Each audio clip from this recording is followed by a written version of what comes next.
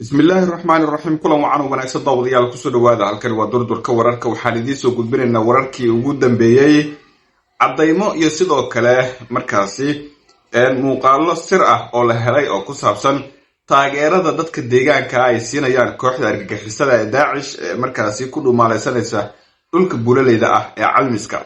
Hadda waxa xusid mudan in la isweydiinayay sidee ciidanka difaaca Puntland muddo sanad ah markaasi ay ugu qaadatay soo afjarida kooxdan xilli wali meelaha qaar ay markaasi firxadkooda ay ku sugan yihiin sidee kooxdan intaasi ay ku sii noolaatay awoodoodina ay markaasi ilaa hadda ay ku sii jirto waa su'aalaha dad badan ay isweydiinayaan sababta looga takhalusi waayay. Haddaba xog xasaasi ah oo helay iyo sidoo kale waxaan idin soo gudbin doonaa warbixino cadeymo wato inta aynu ku guda jirno warbixinteena. hadday tahay markii kugu horeysay soo booqatay waxaan ka codsanaynaa inaad nagu soo biirto subscribe-ka noo taabato muuqaalkana alla garayso si dad badan xogteena ay u gaarto wahagaag.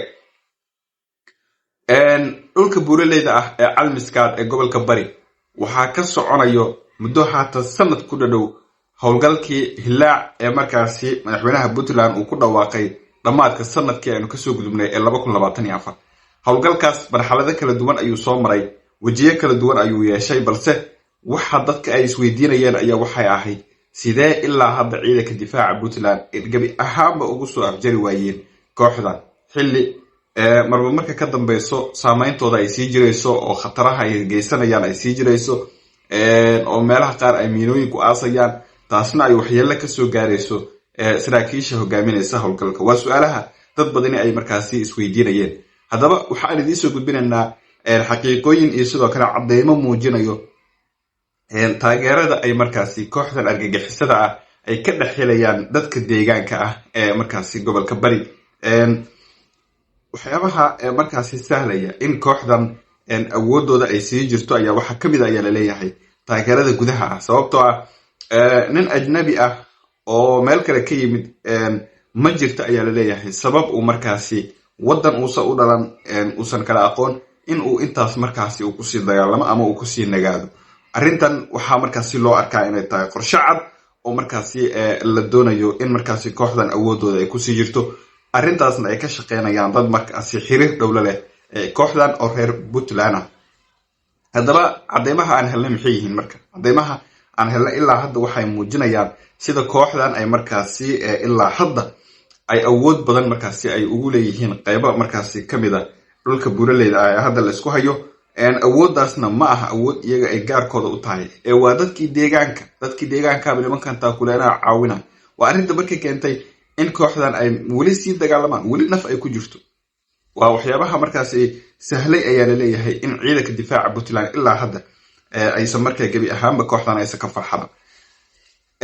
taageerada maxay tahay marka dadka deegaanka ay ka helayaan howlgaladii dhowaan dhacay gaar ahaan dhowrkii maalmood ee lasoo dhaafay ciidamada difaaca Puntland muuqaalo ay baahiyeen waxa ay ku muujiyeen ama ay ugu dul tageen goob ay markaasi ka saareen oo ay kala wareegeen kooxdan oo deegaankooda ahay waxay ugu tageen meeshii oo ari ay ku qasheen. ari markaa la bireeyay oo dhiigiisi sii qoyan yahay oo isla markaa la bireeyay oo hilibkii uu markaa dabka u saaran yahay ciidanka difaaca Puntland ka dul dhaceen. marka inkastoo ciidanka ay markaasi fursad u noqotayba oo meeshii ay ku hilbeeyeen laakiin waxaa la isweydiinayaa sidee arigan ay ku heleen sidee nimankan iyagoo duurka ku jiro oo dagaal uu ku socdo oo duqeymo iyo sidoo kale howlgallo toos ay ku socdaan sidee ku suurta gashay in kooxdan ay ari iska cunaan oo dhayladooda ay iska daaqaan sidee ku suurta gashay waa su'aalaha dad badan ay isweydiiyeen.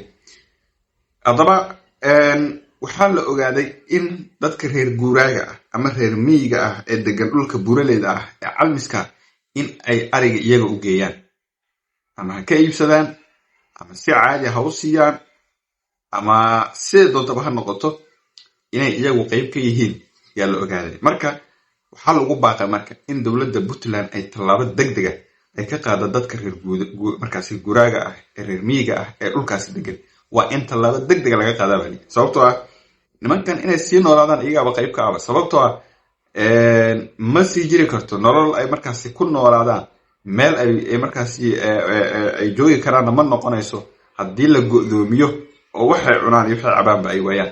laakiin haddayba dhaylo cunayaanba nimanka meel uma socdaan ay ka dhiganta marka dhayladaaseba waxa waaye ee weliba kusii nagaanayaan. marka xogihii ugu dambeeyey marka aanu helno waxa ay muujinayaan marka sida ciidanka markaasi difaaca Puntland ay howlgallada ay u wadaan oo ay ku xaqiijinayaan guud ahaan ammaanka markaasi deegaanada Puntland oo kooxdan markaasi gabi ahaanba lagaga sifeynayo. haddaba waxaa markaasi xogtii ugu dambeysay aanu helnay ay tilmaamaysaa in kooxdan ay helayaan gargaar markaasi dadka deegaanka dhexdooda ay markaasi ay ka helayaan. lama oga sababta ku kalifayso shacab reer Puntland iyadoo la ogyahay kooxdan xasuuqa iyo sidoo kale dhibaatooyinka ay ka geysteen gobolka Bari intii aan howlgalkan iyo duulaankan weyn aan lagu qaadin. sidee ku suurtagashay ayaa la leeyahay qof reer Puntland inuu nimankan taageero? ma awood ayaa loo sheegtay oo ariga waa baad ahaan baa looga qaatay, mise iyaga ayaa u gartay, mise waa laga iibsaday? waa arrintii waabteeda markaas laga sugayo inay bixiyaan laamaha ammaanka iyo sirdoonka Puntland oo ay markaasi warbixin ay arrinta ka soo saaraan. howlgalladu weli waa ay socdaan, ma istaagin. saacadihii lasoo dhaafay ciidamada difaaca Puntland waxay sameeyeen howlgallo xooggan, deegaano cusub ayay gacanta ku dhigeen. deegaanadii ay tageenna waxay ugu tageen rasaas ka carareen xubno ka tirsan markaasi kooxda oo halkaasi firxadkooda ilaa hadda ay ku daba joogaan. ciidanka howlgalkooda ma istaago. ciidanka difaaca Puntland howlgalkooda habeen iyo maalin waa u socdaa. waxayna ku howlan yihiin soo gabagabeynta iyo soo afjaridda kooxdan oo waxa ay doonayaan in saacadaha ina soo aadan maalmaha ina soo aadanba laga takluso gabi ahaanba kooxdan oo awoodoodiiba hore loo sii wiiqay. waxaa barbar socda duqeymo ay geysanayaan diyaaradaha dagaalka Mareykanka kuwaasoo markaas sahlay in gabi ahaanba kooxdan awoodoodii laga takluso oo godadkii iyo buurihii ay ku dhumanayeenba lagu duqeeyo. hadda marka Puntland waxaa laga sugayaa in warbixin degdeg ah ay ka soo saarto taageerada markaasi dadka reer Puntland gaar ahaan reer miyiga ay siinayaan kooxda Daacish. taageeradaas oo ah in xoolo nool nimankan ay helayaan oo maalin walba ay qalanayaan intaasoo xoolaa.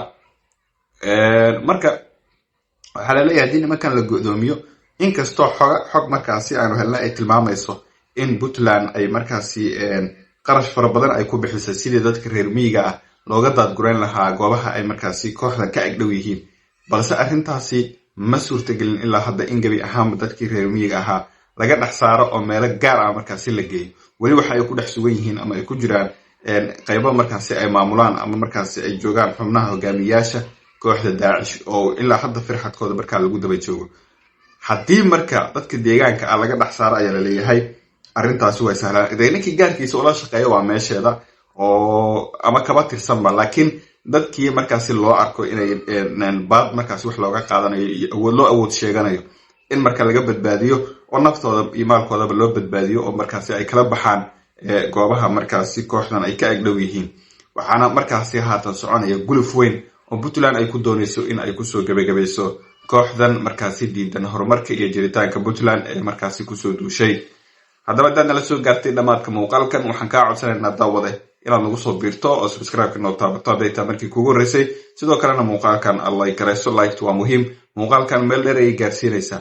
sidoo kalena sii share garee oo gurubyada aad ku jirtid la wadaag. aad iyo aad baa umahadsantihiin.